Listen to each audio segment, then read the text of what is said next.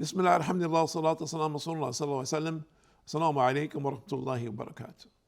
My name is Tariq Khalid. I'd like to welcome to our program here at Sharjah Media Corporation on getting close to Allah, getting to know your Lord. And we hope and we pray that by Allah's grace and mercy that you are doing that. And if you are not, that you'll be encouraged and inspired to do that, to take steps to come closer to your Lord, that reality will enter your heart and that you will be among those who bow down and worship your Lord, and you become among the foremost of this time in relationship to obeying the commandments of Allah subhanahu wa ta'ala and following the path of Muhammad sallallahu alaihi wasallam, in which is the true path to paradise and the path of salvation. So pay attention, and if you are a person, you're a Muslim, you're watching the programs, you have a non-Muslim friend, you have a Muslim friend, for example, other side who's like a non-Muslim, then pay attention. And let's try to get into this, and let's try to find out where people are and where does that they need to go. Essential for us to understand this. What are the parameters that we're following, and what are the things that we should be doing to get closer to Allah? And why do we need that? Some people say, well, I'm doing good. I don't need this. I don't need religion. I'm good. And Abdullah bin Masud reported, I asked the Prophet ﷺ, which of the deeds is loved most by Allah? And the Prophet ﷺ said, salat at its proper time. That's mean prayer at its proper time. I asked, what next? He replied, kindness to parents. Second one, I want to repeat this again. Kindness to parents. I asked, what next? He replied, jihad in the way of Allah, fighting in the way of Allah. This is collected by Bukhari and Muslim. So let's go to kindness to parents. I ask you this question, do you feel that you're kind to your parents?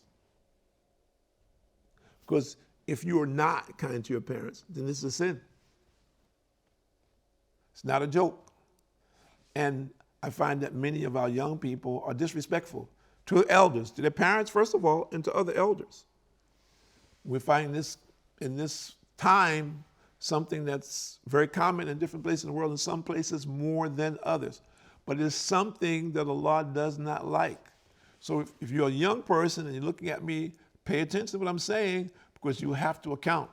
You are accountable for obeying your parents. If you disobey your parents, then you're in trouble with Allah. It's a very serious matter. And we're not talking about in relationship to things if your parents ask you to do something which is forbidden in Islam, something they should not do in Islam. That's a different story. But if your parents are guiding you in the proper manner to do things that are proper and lawful and away from the things which are unlawful and improper, then this is a good thing, even if your parents are not Muslim. And you should ultimately want your parents to be Muslim, and you should want to be Muslim. If we talk about salat, establishing the prayer, many people today don't pray. And this is straight across the board. Whatever religion they believe in, they don't pray. They say, I'm a so-and-so, I'm a so-and-so, I'm a so-and-so. I belong to this sect, I belong to this group. But they don't pray. So ask you a question. How do you get the help of Allah if you don't pray? There's a requirement. You want the help of Allah, you have to ask Allah. And Allah's means of you communicating with Him is through prayer. And Allah's requirement is for you to pray 5 times a day, every single day of your life. Women have some exceptions, but men, 1, 2, 3, 4, 5. Not 3, not 2, not 1, no. Because there are people like that says, well, brother, I'm busy. Well, I ask you a question. If you're a Muslim and you're too busy to pray, suppose Allah on the day of judgment says, I'm too busy to relieve you from this punishment. You decided you would not pray, decided you didn't care about obeying my commandments, so now you get punished. And I'm too busy to talk to you after that. What will you say? You say, Allah is never busy. You can say that. But at the same time, why should Allah hear your plea now when you have been given time and you've been instructed to pray regularly. So what about that disobedient soul? Because he is caught up in the world and the things of the world. He has become inclined towards the things of this world. He has limited himself to these trinkets. And the whole world itself is just one big trinket. If we understand this illusion. So don't be misled by this material existence. Stay focused on your hereafter. Use whatever it is that you have, whatever resources that you have, to focus and use as a benefit for you in your hereafter.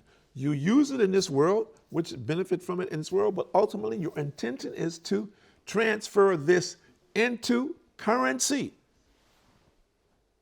The currency, obeying the commandments of Allah subhanahu wa ta'ala. Refraining from those things which Allah is displeased with. Doing the things which Allah is pleased with, believing that this will give me reward, and this becomes my bank account of the hereafter. Every single day, I'm consciously working to send good deeds ahead of me before I return to Allah. We know that ultimately we will return to Allah. We need to know what will be my condition when I'm in the grave. Next phase of my existence, the grave. What will happen to me then? What will my situation be? Will it just be a hole in the ground? Will I just turn to bones? What will be the real condition? And we say ultimately the real condition is that your soul will be put back in your body by two angels. They will ask you, who is your Lord? What was your religion? Who was this man who came to you? If you cannot answer these questions, then the punishment in the grave will begin. This is not a joke. People say, oh, well, I don't believe that sounds like a fantasy story. He says, well, we don't believe that any knowledge that has been brought to humanity from the prophets or messengers of Allah is foolishness. We think the people who don't accept this are foolish. That these men are chosen people. They are chosen for specific characteristics that they have to carry the message from Allah. So we respect all of them equally. And we are against anyone who abuses them in any way, shape, or fashion. So when we talk about what Muhammad sallallahu alaihi wasallam brought, this is the final message for all of mankind until the day of judgment. What distinguished him is that this message, even though he was an Arab, is for all people. All people until the day of judgment. That everyone, you're viewing this program, you have time right now. How much time? Only Allah knows. But if you're viewing this program, you have time now to change your ways, to correct your belief system. That you correct your belief system to the obeying the commandments of Allah subhanahu wa ta'ala. That you follow this way for your own success, for the success of your family, for your children, and for your children's children until the day of judgment. There are many people from different faiths today. They're finding bits and pieces of Islam now which were tucked away and hidden in their faith. It was there, it's been there all the time. But there are people who have hidden it or who have kept it from them or kept them from being aware that it is existing in this particular book, or the translation of this particular book does mean this, that this is improper, incorrect translation, that you're dressing in a particular way, that this dress is the dress that is preferred by Allah, that the people left this dress, that the people left these actions because of what? Their desires. They became overpowered by the desires and influence of Satan, so they went astray purposely. And as a result of that, they continue to misrepresent the religion that they were following, and they've led people astray to date. And this is going on big time in the globe today. So if we look at this, there are many examples especially among the Christians and Jews, which lead them clearly to Islam if they pay attention, if they're not in denial. So if you're out there and a person and you're searching and you're looking and you're trying to find, I heard about Allah, I don't know about Allah, I want to know who is Allah. My suggestion, go to your nearest masjid and ask to sit with an Islamic scholar. There's no masjid. Ask among your friends, colleagues, do you know of a Muslim scholar anywhere that I communicate with, someone who's reliable, that I can communicate with? I have some questions I want to ask him. And don't be ashamed or shy about your questions. This is the other aspect. People feel, well, if I ask this question, I'm going to impose on this man's religion, that his religion is his private, his personal life. No, we don't believe that. We believe that this way of life is for every single human being who wants it. And that it is incumbent upon us to make it available to him or her. So this is contrary to what is being presented to many people. So we are here for you. Please use us. This is why we're here. We want that. We want to hear from you. What is it that you're believing? Why is it that you're believing this? Look, this is what we believe. This is what the Prophet ﷺ said. This is what he said in relationship to what you're saying. Here, this is documented proof. It is more than 1,400 years old. Look at it. As an example, make a choice for yourself. Fine. If you still can't make a choice reasonably yourself, you believe in Allah, you believe in the one and only God, pray to him to show you conclusively the path that you should follow. Because there are people today inviting people to all kinds of things. And some of them are very, very smart. They have certain informations that they've taken that they know will appeal to certain individuals. And they do what? They spoon feed them, like the man with the carrot and the goat. He's leading the goat to the slaughter. So here's a carrot. He knows this goat loves carrots. So he just feed him. So the goat will continue to follow him. Then he's going to slaughter him. So similarly, people are being slaughtered today because they don't know who is their Lord. They don't know what are his requirements. They don't understand what is the distinction of Islam. Why Allah revealed Islam for all the people who want the truth until the day of judgment. Why is that? This is foreign. Why is it in Arabic? Why can't it be in English, French, German? As an example. We understand something. We are worshiping our Lord. We're not worshiping a man, a statue, some image. We're worshiping the one and only Lord, the creator and sustainer of everything and everyone. Distinct on who we worship. We don't worship anything else. We don't associate partners in any other way. Just think about it. If you don't know this, then very simple. I challenge you today, not tomorrow, today, when this program finishes, go take a bath and just turn and pray to God in your own words to guide you to the truth. Show you without question what is the true path. What is it that I should be doing with my life? What is it that pleases you? And see what happens.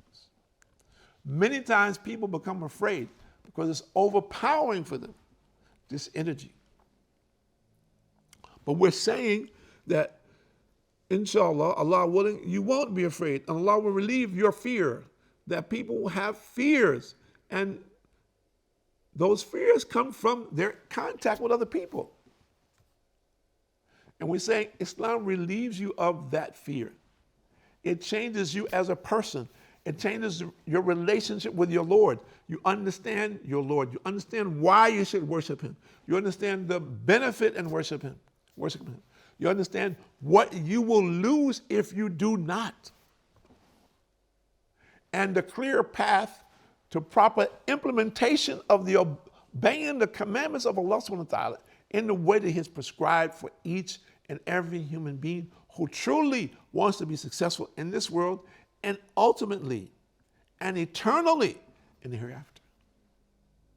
So think about this, dear viewers. Where do you stand today? What is your present state of affairs? What is your future? Most people are concerned about their material existence when we talk about future.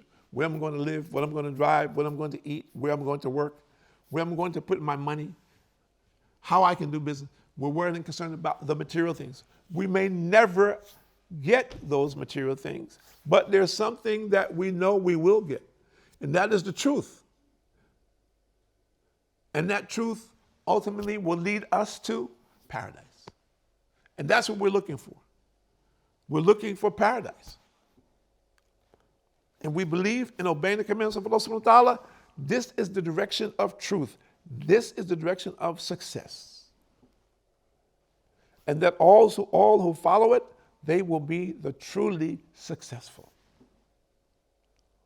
And we ask Allah to have mercy on us, to keep us on the straight and narrow path, that we will speak and strive in deed and action to obey His commandments in the best manner that is prescribed for us, and that we have the capability to be steadfast until our death.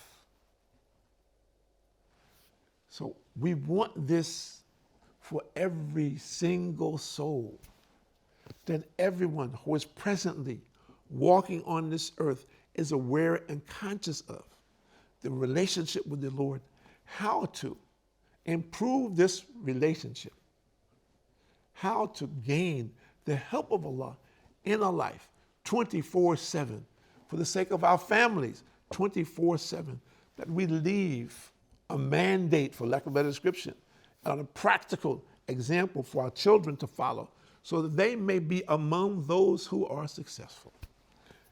This life, and more importantly, in the hereafter. So we're calling you to the ultimate success. Take time to think about it and pray on it now, today. Do not wait for tomorrow. My name is Tariq Khalid. I'd like to thank you for joining us here at Sharjah Media Corporation. And this particular program is for our hearts. And we pray and we hope that the hearts of the believers become united on one accord and that Allah accept. Assalamu alaikum wa rahmatullahi wa barakatuh.